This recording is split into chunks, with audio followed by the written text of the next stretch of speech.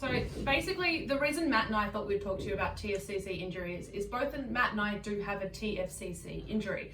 I have a type 2 and Matt has a type 1. Now, there are basically 9 different types of TFCC injury, but in essence, there's type 1, which falls into traumatic, and type 2, which is more of a degenerative wear and tear style injury. So Matt had a really good injury at football, and you can actually see his TFCC issue. And what we're looking at here is the difference between his pisiform, which is this bone on his hand here, and this bump here. So you can see the difference between those there versus my good wrist, which is nice and close. Those two joints are relatively approximated.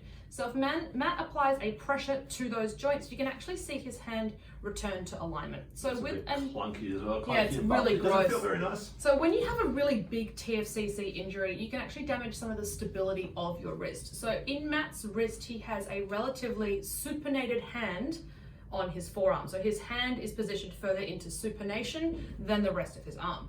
So with Matt, you've got positives on kind of everything. Yeah. Now the difference between the 4 different types of type 1 basically grades it down to what part of the TFCC was injured.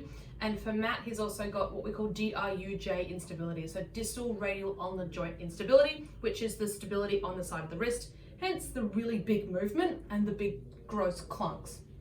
I, on this wrist, have a type 2, which is more degenerative. I am not as unstable, but you can still see that my hand on my left hand is way more supinated than my right hand compared from side to side. So the treatment for me is a little bit of relocation and then a bunch of sort of unloading techniques.